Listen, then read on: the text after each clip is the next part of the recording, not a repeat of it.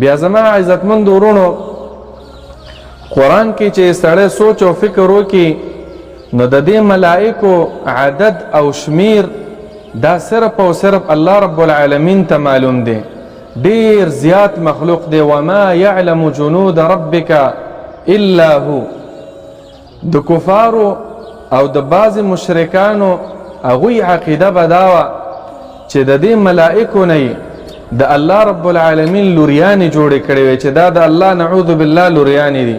نو قرآن دغه عقیده په صراحت سره دا رد کړې ده. نو دا د مشرکانو او کفري عقیده به مونږ او تاسو نه لرو، بلکې دا د الله یو تابع مخلوق دی لکه څنګه چې عام مخلوقات دي، او الله رب العالمین دوی ته ډیر کارونه هغه حواله کړي. د دې ملائکو بعضی صفات هغه دا هم دي چې دوی په نیک کار باندې خوشحالیږي، په بدو کارونو باندې خفه کیږي. نیک عمل انسان ته دعا کوي، بد عمل انسان ته خیرا کوي. اللهم اعطي ممسكا تلفا، اللهم اعطي منفقا خلفا. ای الله کوم انسان چې خرچه کوي هغې له د دې ډېر عوضونه ورکړي، دا د ملائکو دعا ده. او کوم انسان چې بخل کوي، کنجوسي کوي، هغې ته دا ملائک دا خیرې کوي. دا ملائک په داسې مجالسو باندې هم ګرځي چې هغه د ذکر مجالس وي، د علم مجالس وي.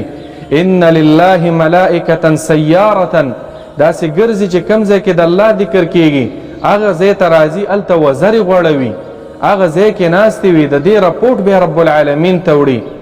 داسې ښه کارونو باندې رب العالمین دا ملائکه دا مقرر کړي. په کوم ځای کې چې ګناه کیږي هغه ځای ته اکثره دا ملائک نزي، د هغه ځای نفرت کوي. لا تدخل الملائکة بیتا، هغه کور ته د رحمت ملائکې نزي چې په کوم کور کې تصویر راځوړند وي، په کوم کور کې سپی ساتلی کیږي. نو دا د ملائکو هغه مختصرا هغه صفاتو. نو خلاصه خبره هغه دا شوه چې د الله په لښکرو کې یو عظیم لښکر چې الله رب العالمین پیدا کړی دی د نور نه، داسې مخلوق دی چې هغوی په خپل منځ کې لکه زمونږ د انسانانو ازدواجي زندگی نشته، هم په اسمان کې دي هم په ځمکه کې دي، او ډېر اوچت اوچت او غټې غټې مرتبې ورته رب العالمین ورکړي دي، غټ غټ جسمونه ورته رب العالمین ورکړي. ابو داود کې روایت د نبی صلی الله علیه وسلم فرمایي چې اذن لی ان اتحدث، ما ته دا اجازت ملاو شو چې زه تاسو ته صرف د یوې فرشتې هغه جسامت د هغې د بدن د غټوالی تاسو ته بیان کمه.